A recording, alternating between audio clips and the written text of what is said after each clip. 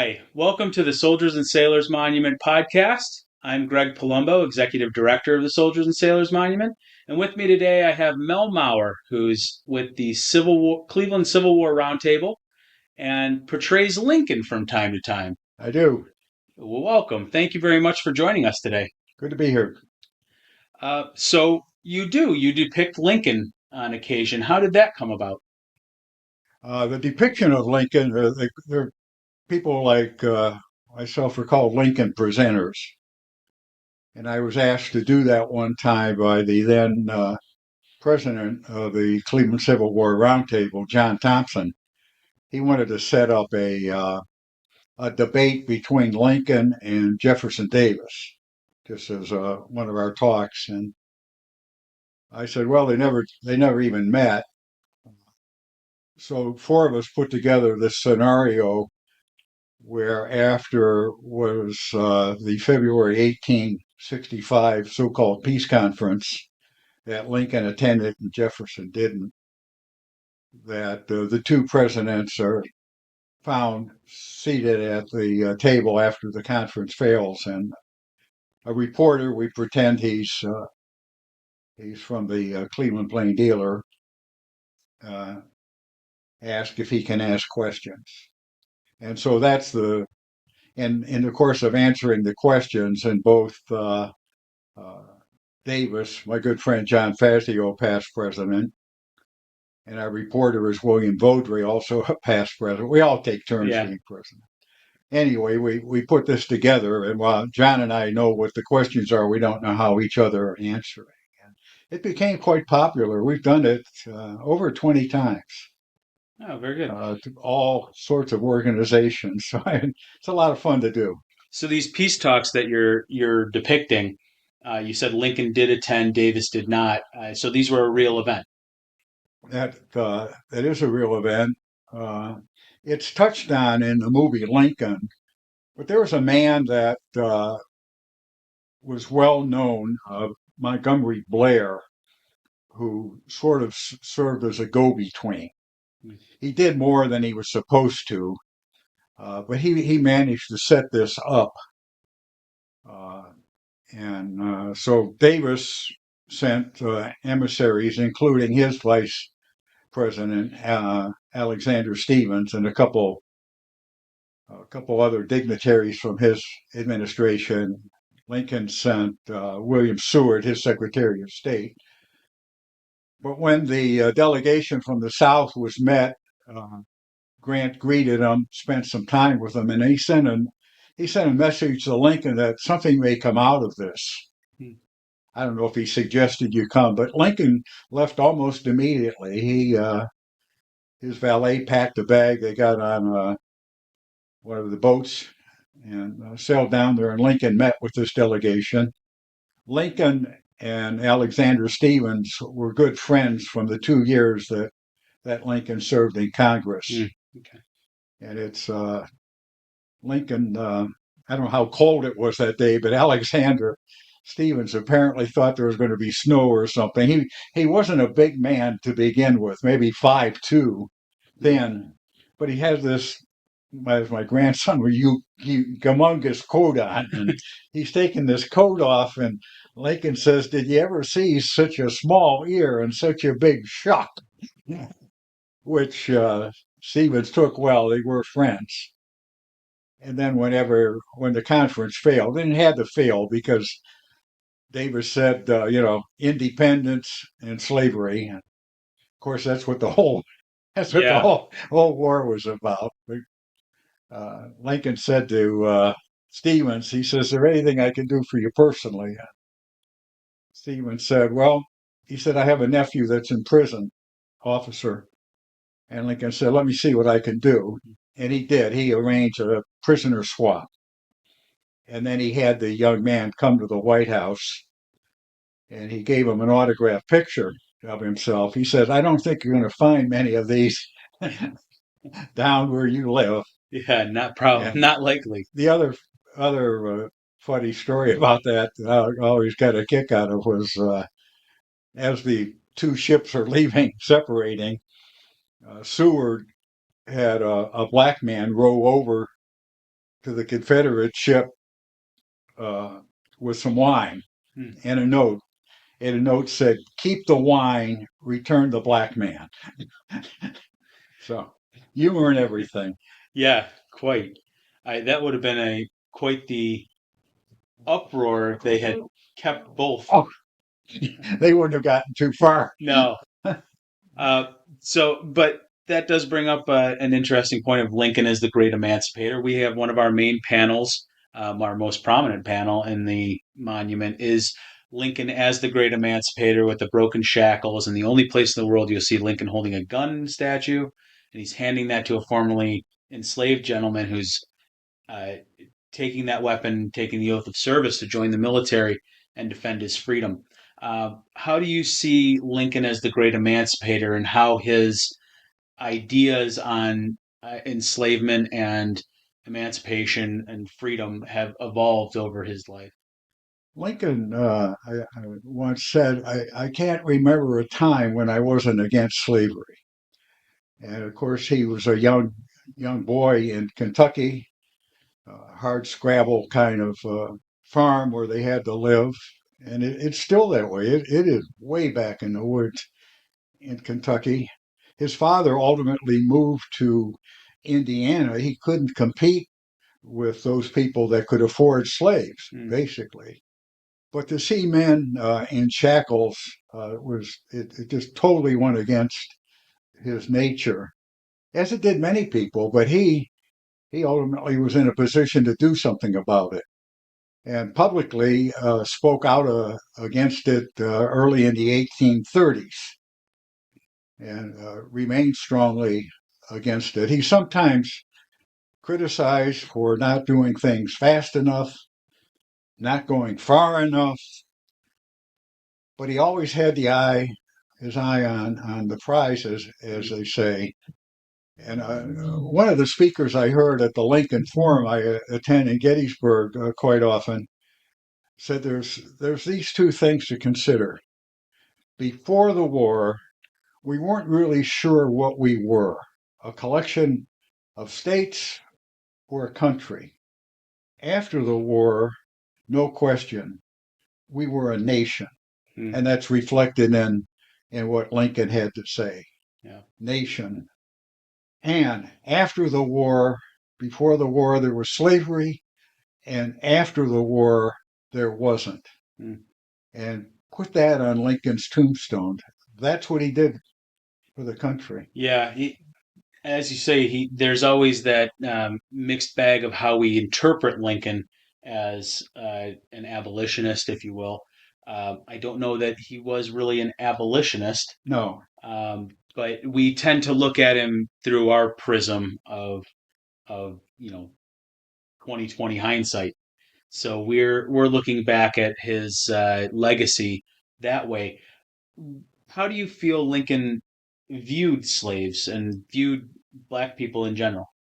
he uh, he told several stories about that. When he was about 21, he and a friend took a barge loaded with live pigs, of all things.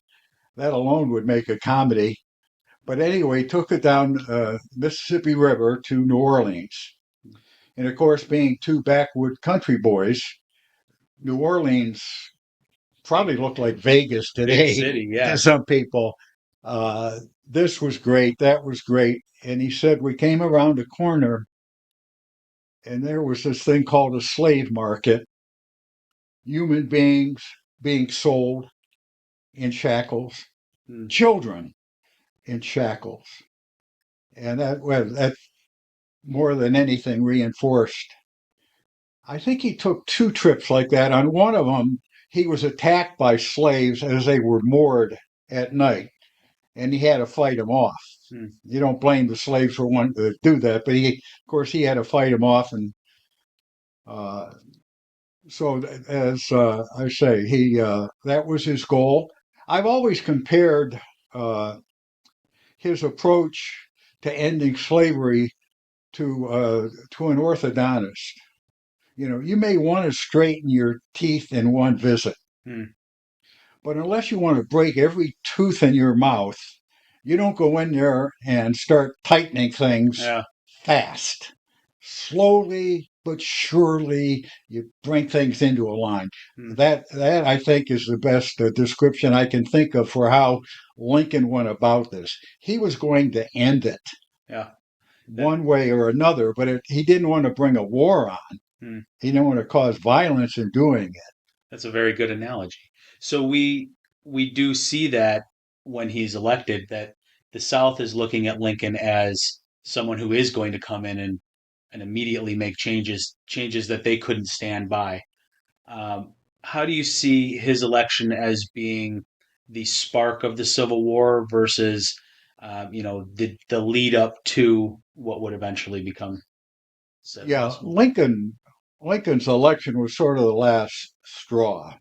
The 50s were nothing but, to say the least, cantankerous. Mm, Once the Missouri Compromise was set aside led by Stephen A. Douglas, Lincoln's opponent in those famous debates, replaced by the Nebraska-Kansas Act, which meant territories could, through what was called popular sovereignty, vote on whether or not to have slavery, which sounds good until you learn about people going into states to rig elections and that kind of thing. It led to that.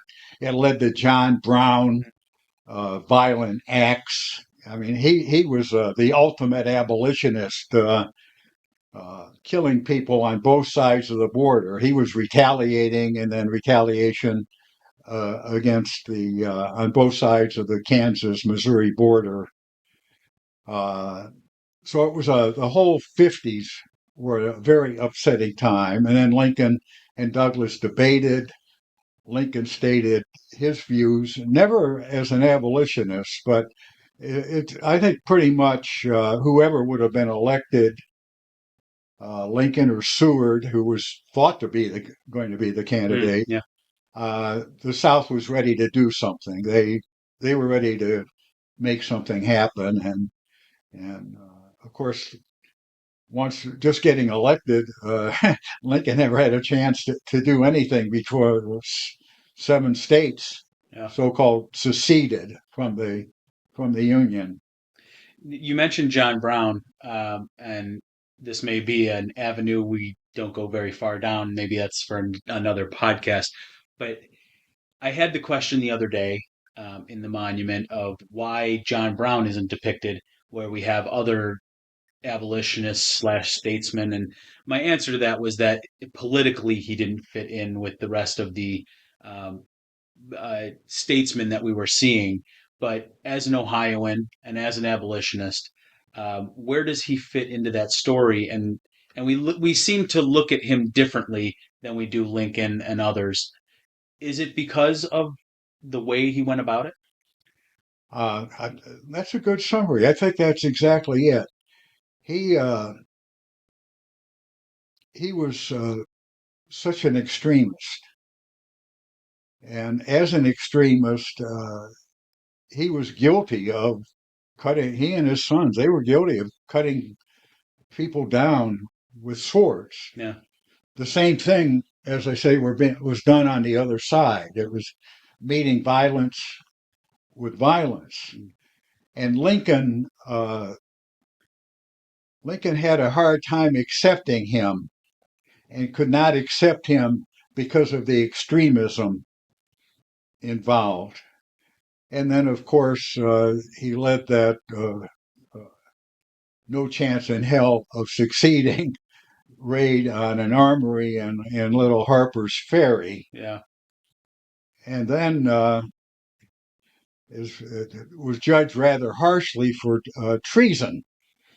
Uh, here's a guy, probably slightly off balance, or more so, who attacks with about 22 other people, Mm, uh, briefly holds that position before surrendering to, who of all people, Robert E. Lee, right.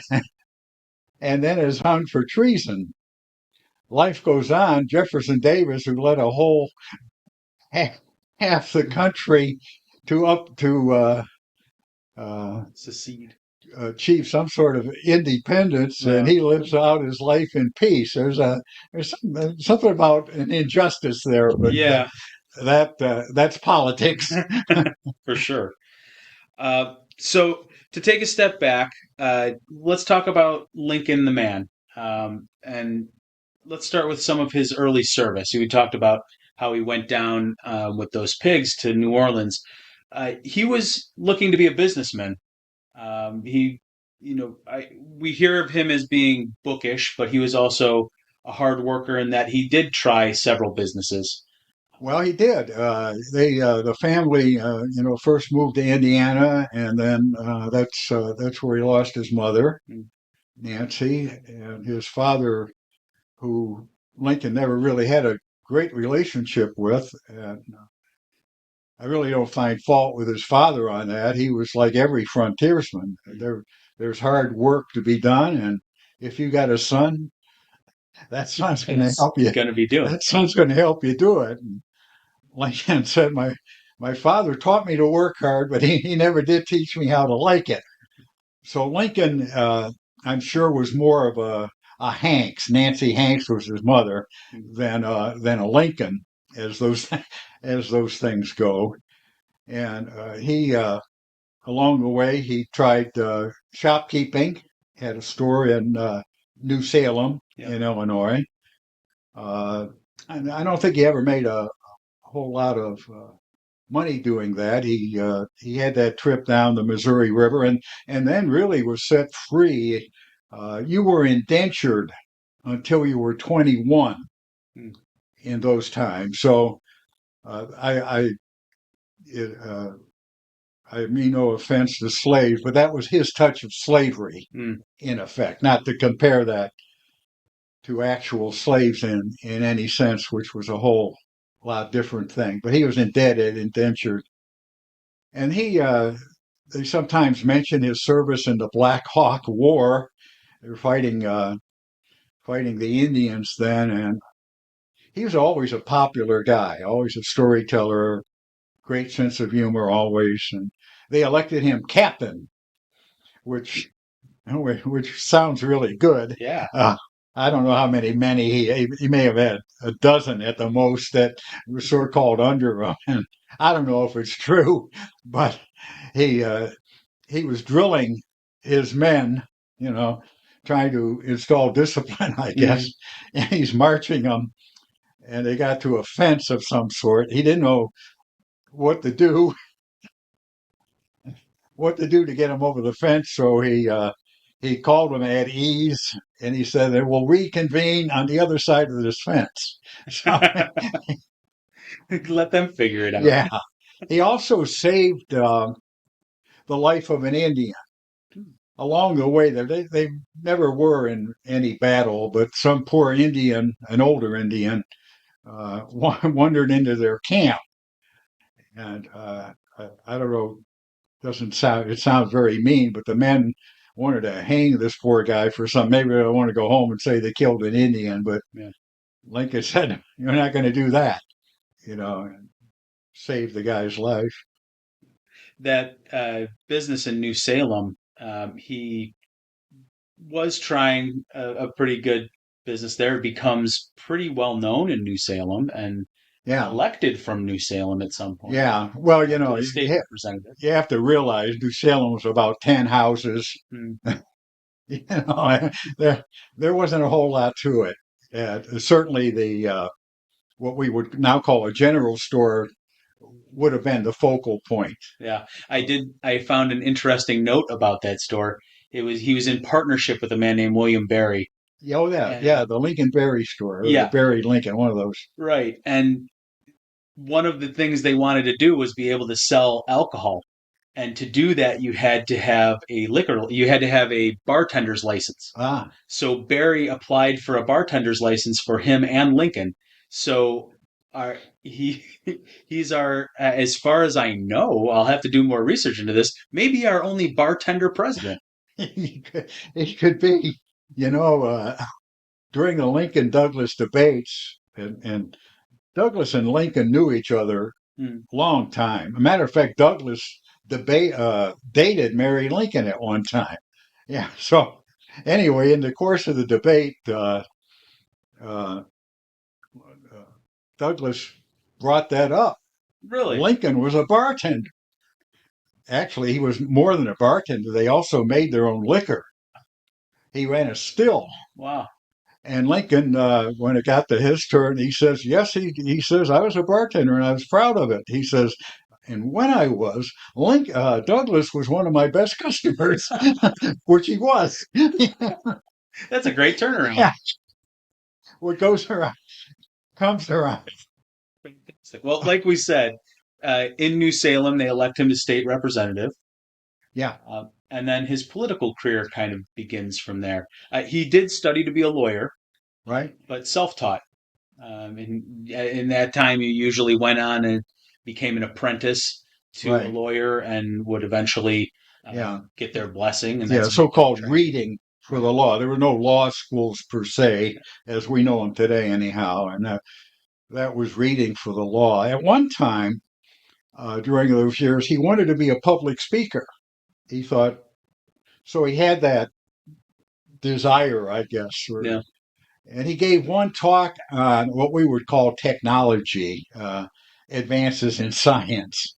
And you talk about him being our only bartender president. Of course, he was the first president with a beard, and he still is the only president that holds a patent. And going up and down the Missouri or the Mississippi a couple times, one of the things that would happen is your boat would, water's not the same level. Yeah. So high, low, and the poor Mississippi River today is drying up. But things would get stuck. And he developed a bellows. So you would put the bellows under the ship Hmm. of whatever it was Right. and pump it. And that would raise it off the rocks or the impediment and on would Free. float down Yeah. the river. Huh. And so he holds that patent. He never made any money at it, but he does hold a patent. Interesting. So he goes on after being a state representative. He becomes a lawyer of his own volition. Is a state representative from New Salem. Then he goes on to become a federal representative Yeah, in the U.S. Congress for Congress. two Yeah. years. They were sort of taking turns with that office, and so by design, it was never intended that he'd keep running forever. Mm. And he spent 2 years in Washington. Uh, had his family with him off and on. He originally had him with him, and Mary gave him so much grief. He said, "You're going home," No. and they missed each other. And he said, "Okay, if you can behave, come on back." So Lincoln always had that in the background, a little family trouble Yeah. all the time. Huh. So he did he enjoy his time as a representative? Do you think? I think so. He made a stand against the war with Mexico.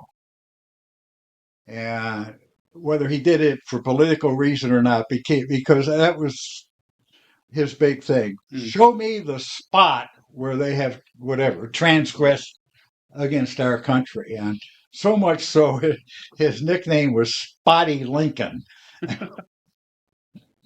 Fortunately, that's been buried in history. Yeah. Spotty Lincoln. I don't think it's not as catchy as Honest No, Abe. not as doesn't have the old Abe, Yeah. Father Abraham Lincoln. Yeah, when he left, then he said it really time to make some money Mm. at this thing, and was practicing law. And then with the end of the Missouri Compromise, which would have opened up, as we discussed, the territories to slavery, Yeah. he came back into politics and he got very much involved in it again and ran for the Senate one time and then ran more famously against Douglas in 1858. And sort of lost the battle, what won the war Mm. when he then defeated Douglas and a couple other guys in 1860 for the presidency. Yeah. Yeah. So that leads him to being president. And it's something that he seems to have pursued. I don't know that he was a reluctant president. Right? Oh, heavens, no, No. no, not at all, not at all. I I'm not a politician. I don't think I could ever be. But whatever it is that makes these people do these things, and it's a hard life. Hmm. If you're going to be of service, where can you be of the most service? And that's the presidency. Yeah. There's a lot of powerful people behind the scenes, but there's nothing like the presidency. Hmm. And I always remember back in 1960 when John F. Kennedy was running. It was probably on Meet the Press or something like that. Uh, they'd ask him why the presidency, and his thing was, it's the key position to getting things done. You know, the way he would talk. Yeah. Well, maybe you don't, but that's the way he would talk. He then, like most presidents do, the first day in the office, they find out, whoa, I don't have that much power after all. Right. And Lincoln really didn't let that part of it bother him. Hmm. Once once war broke out, he uh, he did what he had to do and felt he had to do, including giving up uh, habeas corpus for a while. Hmm. He says, "Am I to see all other laws broken except this one?" You know, basically saying, "I'm going to do what I have to do here." Yeah, he didn't have a lot of time to really flesh out the what powers he has, what he doesn't, and all of a sudden was commander in chief in a Yeah, war. yeah, that couldn't have been an easy decision for him in one respect, but it was really, in his mind, the only decision that was, we got to stop this thing, Hmm. and how whatever it takes, I'm going to stop this thing. We have a depiction of that. This is a theme that's come up a bit of Lincoln wanting to go to those peace talks to end the war more quickly. That something may come out of it. Trying to end the war at any cost through that. He seems to be. He goes through generals like playing cards. We know Yeah, uh, because their inaction and him wanting to press advantage and end the war as quickly as possible. One of the depictions we have in the monument is him meeting with Sherman, and we call it the Peacemakers. It's based on the painting in the National Gallery, the Peacemakers, where they're deciding on how they're going to wrap up the war. yeah, famous Yeah, portrait of them meeting in the right. River Queen. Yep. What were some of the things that he was doing to try and end? You mentioned suspending habeas corpus. Were there other things that he was doing to try and end the war more quickly? I think once fighting broke out, and as strange as it sounds, especially with what I said about the 50s leading up to it, neither side was prepared for what happened. Hmm. And rather than this big win at Bull Run, Manassas, uh, the Union Army was left running back to Washington. And Lincoln, someone said, "Well, our army is green," and he said, "Their army is just as green as we are." But neither side had stored up weapons. There was a little bit on the south, Hmm. uh, aiming at armories before the war, especially in St. Louis area. But neither side, I think both sides, it could be said, and more so the South, because they really did start this thing, of course, that something like that would happen and sue for peace. Let's call it a day. And of course, that didn't happen. Some people say, well, what if it did? So what? You know, independent. We're the North, they're the South. It wouldn't have been like that. It wouldn't have been. It was like pulling the proverbial string and things start unraveling. Yeah. The United States, and I've heard historians say this, know a lot more about it than I do, would have looked a lot like South America. Hmm. The Confederacy was already coming apart. You know, Louisiana was going its own way. Yeah. So what in the territories? California probably would have been a country. You hear today, well, today that's if a country, it would be the ninth in the world. Well, it would have been. Yeah. And what's going to happen to the Western Territory? So it wouldn't have been the North and the South. It would have been, uh, well, as one, I forget what the historian I was talking to that said it, he agreed. He said we would have been like that, only we would have all had the same language, Mm, right. which may have helped. Who knows? So it really wasn't so much the North and South. It was really the future of our part of North America. Yeah. Uh, so circling back to Lincoln the man, before we get to the eventual end of Lincoln's presidency, uh, we see a lot of loss. He's diagnosed with something called melancholy, which today we would call depression. Yeah. Um, Take us through some of that aspect of his life. Well, the loss of his mother, and he was very close, as distant as he was from his father. He was as close to his mother. She encouraged his reading, his love of reading. She died of what they called the milk sickness not long after they moved to Indiana. He was 9 years old. He had an older sister, Sarah. Mm, They had lost a brother, Thomas. Thomas was a baby. He would at later on lose Sarah at age 21. She died in childbirth. mm, Uh, Thomas, his dad, went back to Kentucky then, specifically looking for a mother for his children, a wife and a mother. And he found a widow, Sarah, who had a son and two daughters. They married, settled in Indiana, and Sarah brought with her an accumulation of books.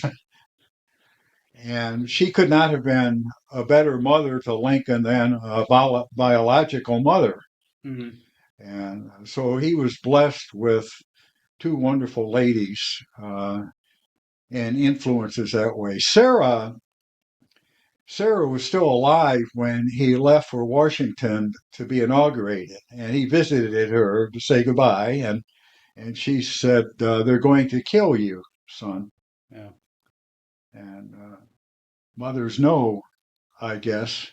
And then as time goes on, the family had moved to Illinois, and the stories are told about his love affair with Anne Rutledge. Mm, Uh, Strangely enough, over the years, there's always been some question: did that really happen? mm, And in more recent years, I think it's solidified that yes, there was an Anne Rutledge, and yes, they were in love, and then young Anne died. yeah. One of my earliest, just brought back a memory, was there used to be a great Sunday afternoon show. I think it's called Odyssey or something like that uh, on PBS. And they did Lincoln in Gettysburg or Lincoln in Illinois, uh, and told that story. And I think that's the first time I became aware of it. Yeah.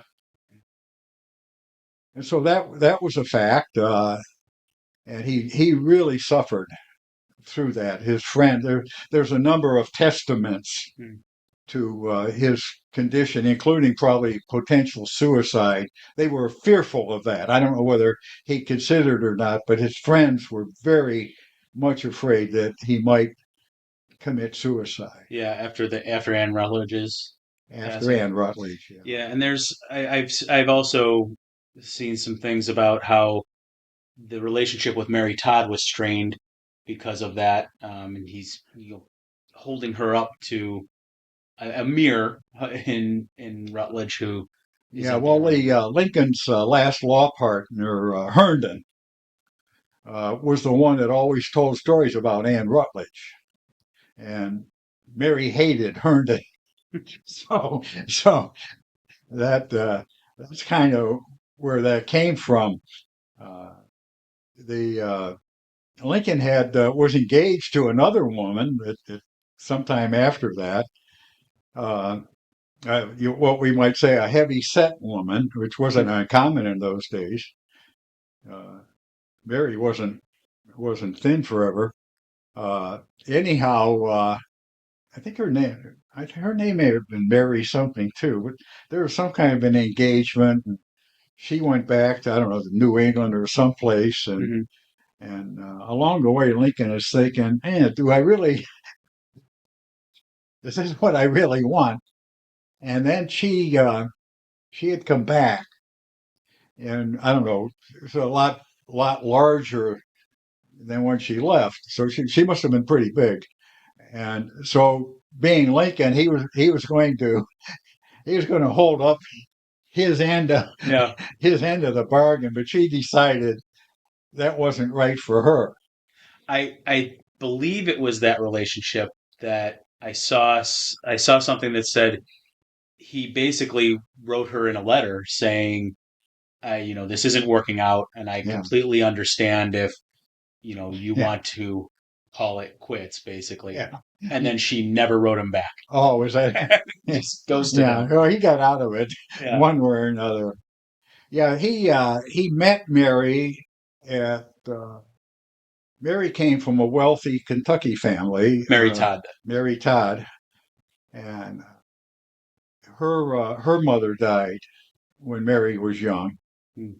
Her father remarried, and unlike Lincoln, her stepmother was not good to the first half of her father's family, and so she had that kind of strain. And her sister Mary had moved to Springfield, and it was at a party at her sister's house where Lincoln first met Mary. Mm. And like I say, she was also dating somewhere around the same time Douglas. And there's a quote that says Mary told someone that he's not that good to look at, but one day he's going to be president.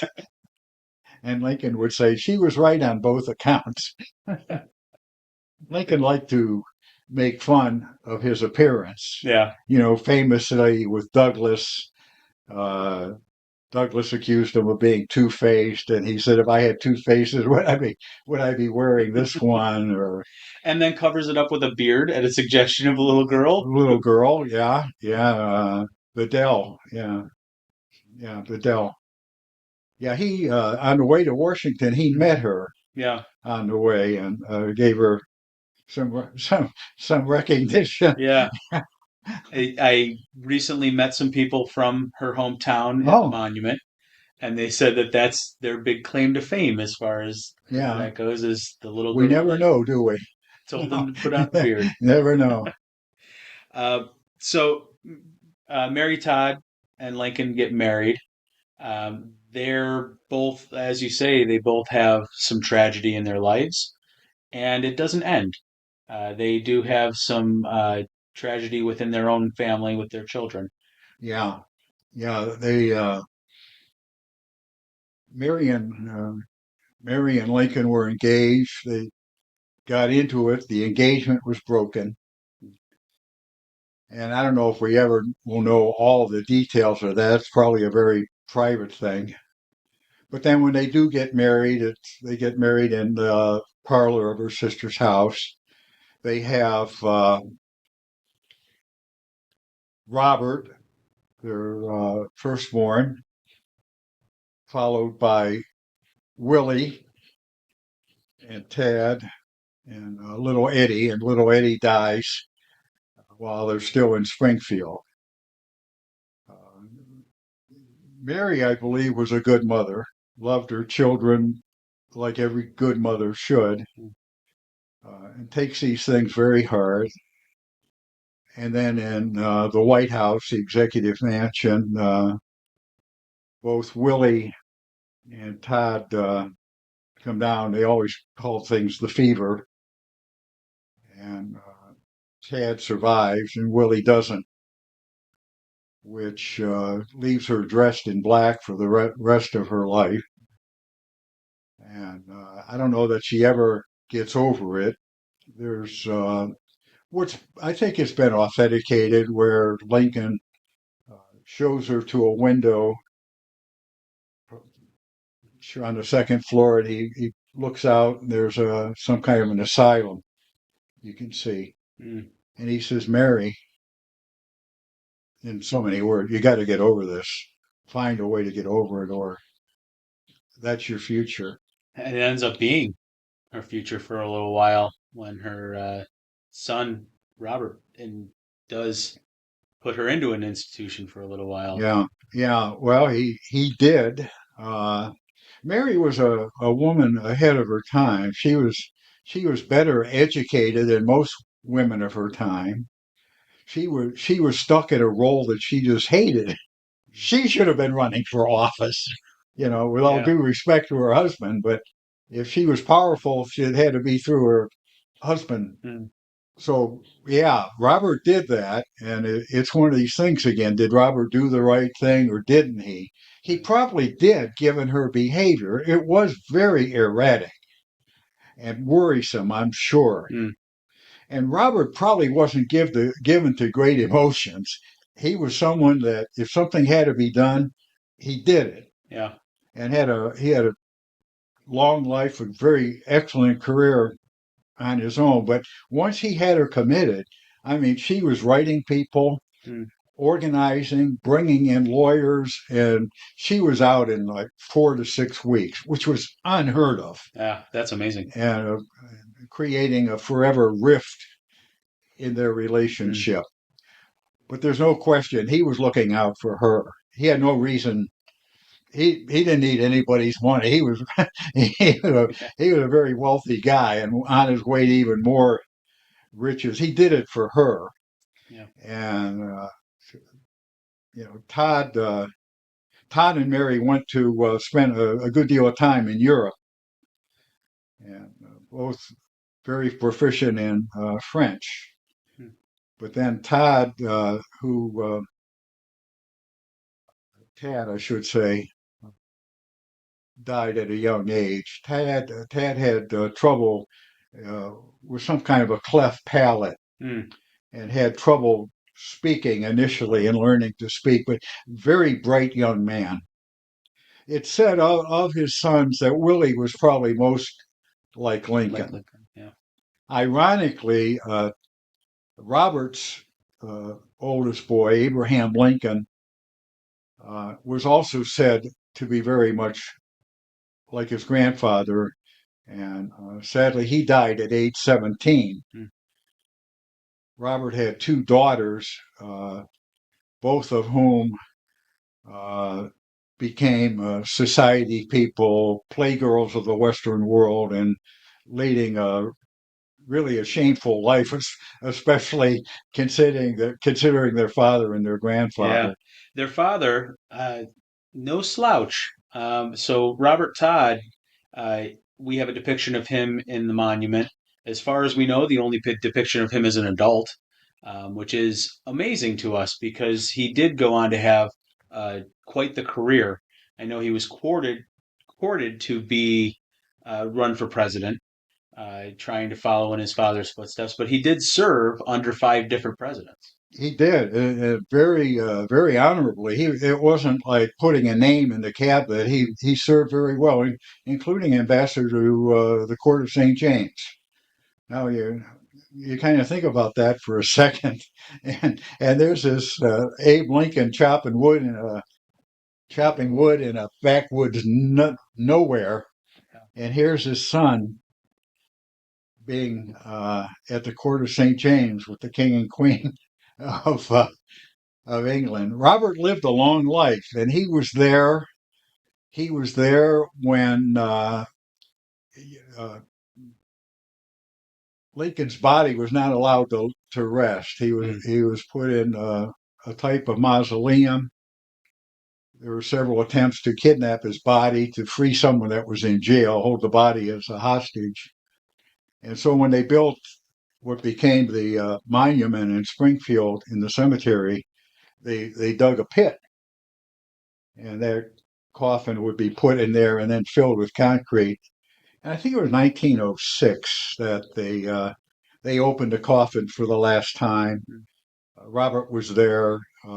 It's said that Lincoln's body was still in good shape, and then closed and buried. But then Robert was also there when they dedicated the Lincoln Memorial, which I really Yeah. enjoy knowing that. Yeah. It's good that he got to see all of that, especially with how much tragedy he had also seen. Yeah, Being at three of our four presidential assassinations. Was yeah. he at his father's assassination or attended He right after? he didn't want to go to the theater that night. Well, he was there when his father died. Yeah. Yeah, he was shot, the night of the 14th and died about 7 o'clock the next morning Mm. after a number of people were in that room. Not all together, as they Yeah. sometimes show a picture of about 50 people in that uh, In that little boarding six by room. eight Yeah. room. Yeah, Yeah. And then he was in the train station or was arriving in the train station as Garfield is shot. yeah, yeah. He almost got hurt himself, and he got pushed off the railroad platform, and who of all people reached down and pulled him up but Edwin Booth. Mm. This was in January of 1865. Edwin Booth, who had a notorious younger brother, John Wilkes Booth. So history uh, Yeah. history has fun with us from time It sure to does. time. Just like John Brown and Robert Lee. Yeah, that's right. Yeah, Uh, yeah. Oh, and John Wilkes Booth was at the hanging of John Brown. oh yeah. He had friends, and they were able to. I think they even got him a uniform to attend that. Wow.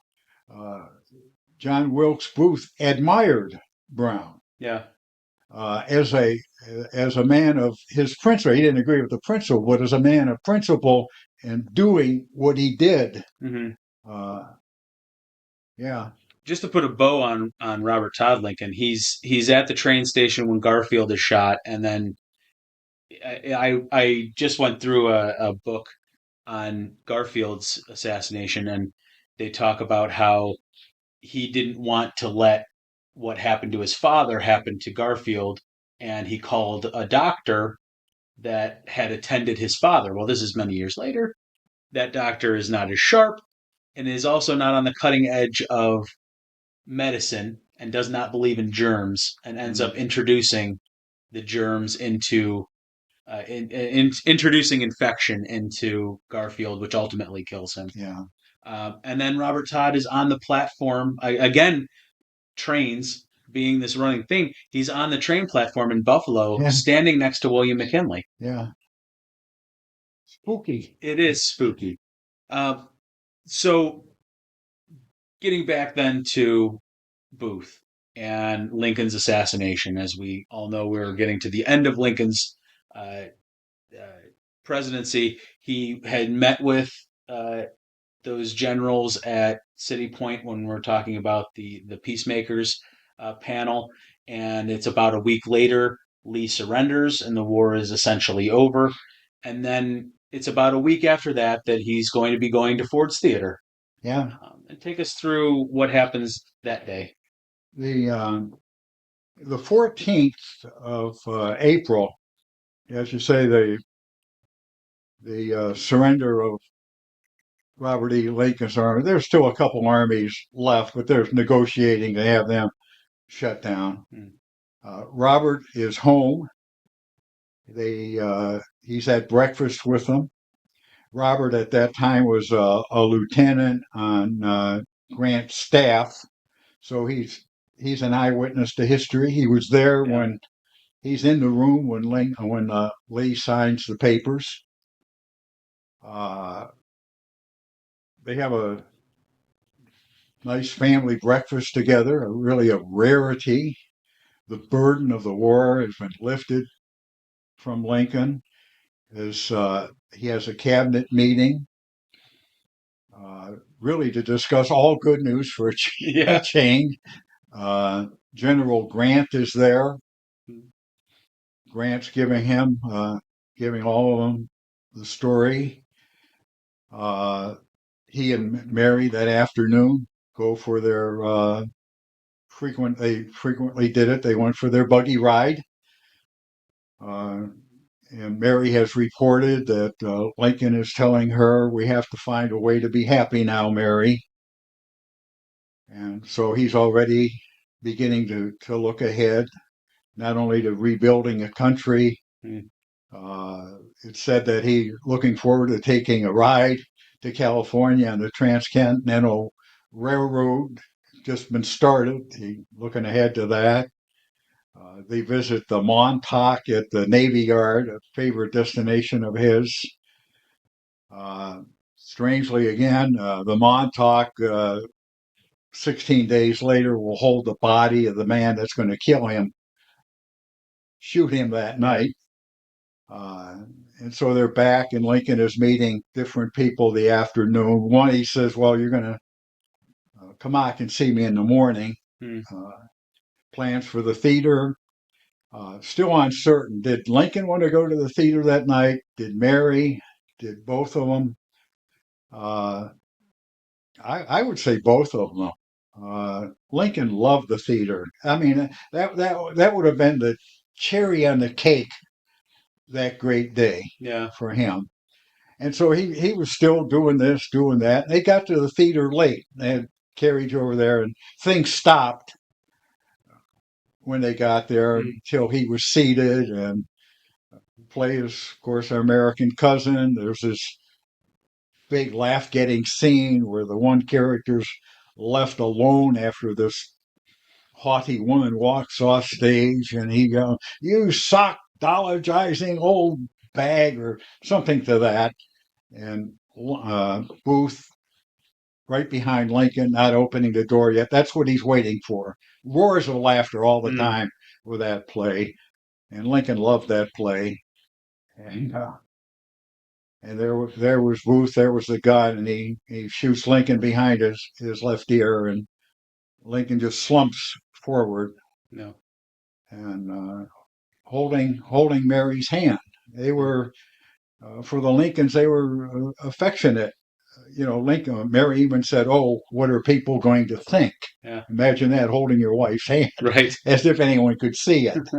But the young couple with them, the Rathbones, they were engaged, not yet married. Mm-hmm. They too would end up in tragedy. Some years later, he killed his wife. Yeah. Could not handle everything. They were in Mm. Germany at the time, and he killed his wife. So it's dominoes. Yeah. Uh, so after his assassination, Lincoln's funeral train goes on the same route roughly that he had taken to get to Yeah, the Washington. reverse of the way Yeah. he came to Washington, stopping in Cleveland. Stopping in Cleveland and holding one of his 12 funerals Yeah, in Cleveland on Public Square. We talked about you talked about his body was never able to really rest until it was they created that great tomb, yeah. um, and we then now we're looking at legacy, and a lot of Lincoln's legacy is obviously bringing the Union back together. There's many points within there that we think of. One of those main points is the Gettysburg Address. Uh, what is the significance of the Gettysburg Address to a nation that is torn apart at war? The address itself is some 272 words. There's actually four remaining copies of it. Each one varies a little bit.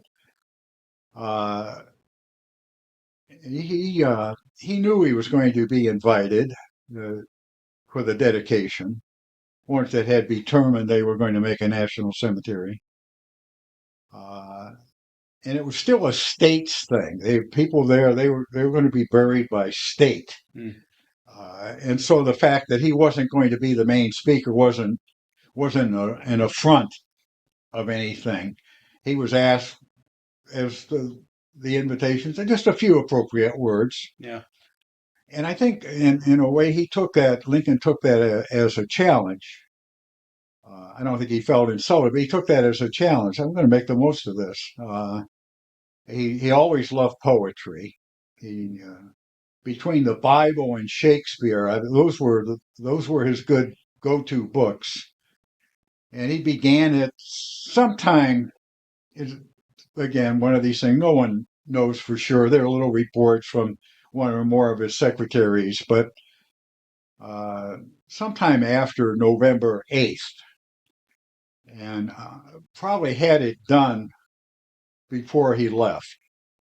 Again, more controversy, we know for sure he did not write it on the train on his way there, Yeah, which is the way I learned it in grade school. me too. Yeah, I it's funny things that stick with you. I remember going home and telling my mother, and he wrote it on a train. Now I don't know if she On the corrected me back of an envelope. or on the back of an. That's right.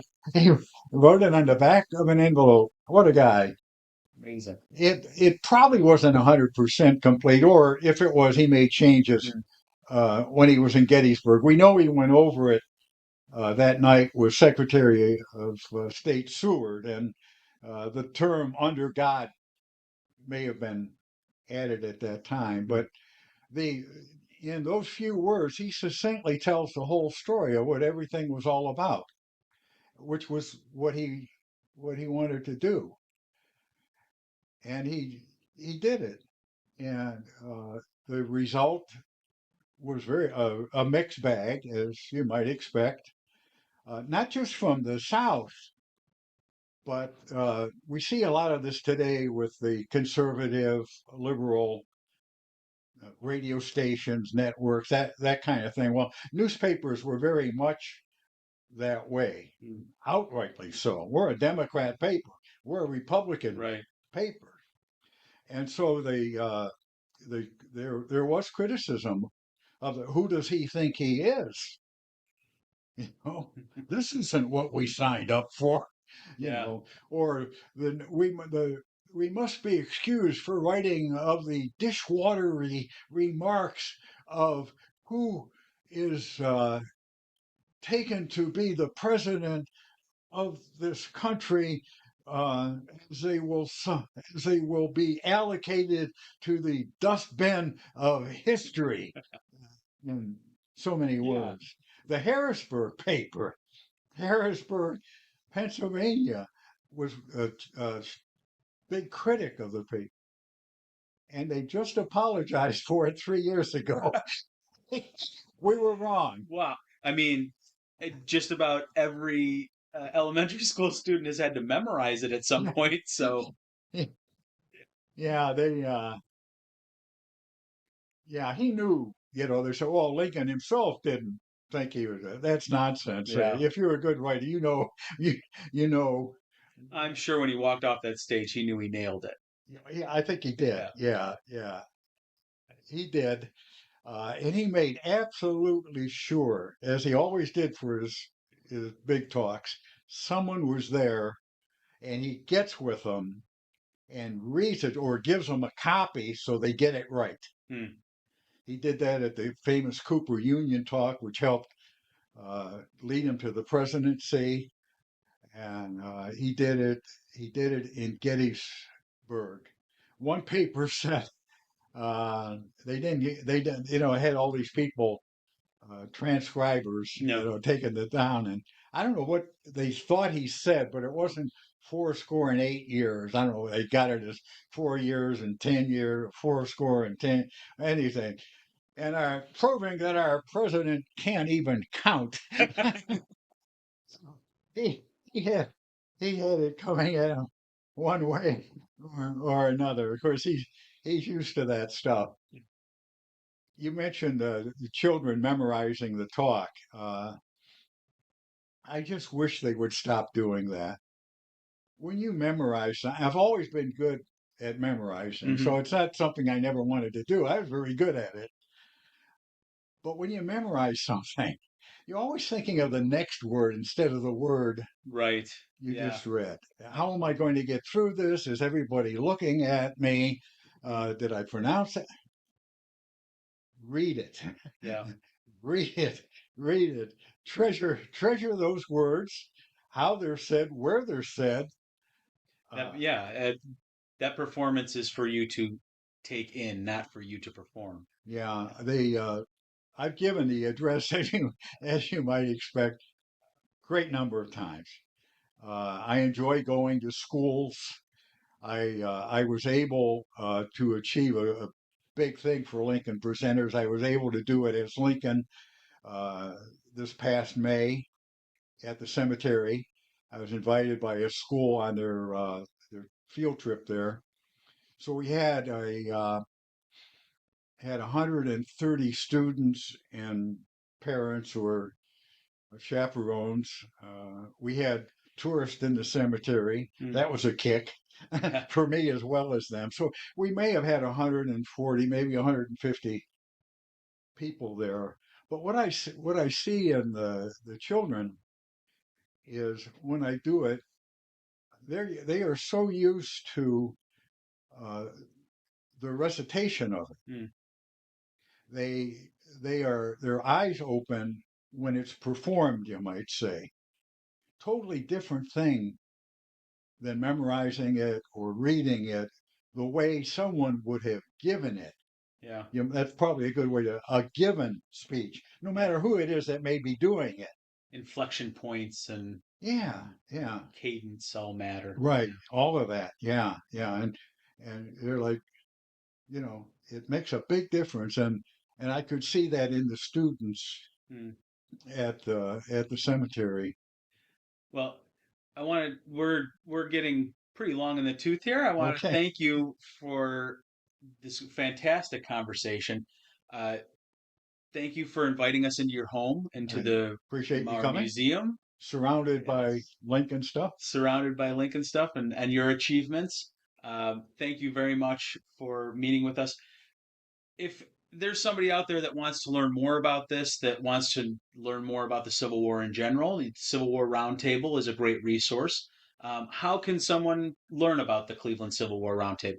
We have a website, Cleveland Civil War Roundtable.com, or just Cleveland Civil War Roundtable. We'll bring it up.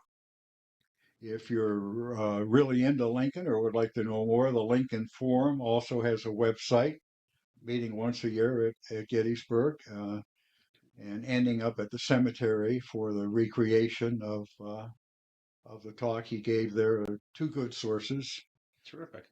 Well, again, thank you very much. I think the best way for us to wrap this up is probably for you to recite the Gettysburg Address. Would you be a game for that? I will, and I will not do it from memory. Excellent. Well, thank you very much for joining us. Uh, we are open at the monument from 10 a.m. to 5:30 daily. Come on down, see our Lincoln representations on our panels, and please enjoy Mel Maurer as Abraham Lincoln presenting the Gettysburg Address. 7 years ago, our fathers brought forth upon this continent a new nation, conceived in liberty and dedicated to the proposition that all men are created equal. Now we are engaged in a great civil war, testing whether that nation or any nation so conceived and so dedicated can long endure. We are met on a great battlefield of that war. We are met to dedicate a portion of it as the final resting place for those who here gave their lives that that nation might live. It is altogether fitting and proper that we should do so. But in a larger sense, we cannot dedicate, we cannot consecrate, we cannot hallow this ground. The brave men, living and dead, who struggled here have consecrated far above our poor power to add or to detract. The world will little note nor long remember what we say here, but it can never forget what they did here. It is for us, the living rather, to be dedicated here to the unfinished work that they have thus far so nobly advanced. It is rather for us to be dedicated here to the great task remaining before us, that from these honored dead we take increased devotion to that cause for which they here gave the last full measure of devotion, that we here highly resolve that these dead shall not have died in vain, that the nation shall, under God, have a new birth of freedom, and that government of the people, by the people, for the people, shall not perish from the earth.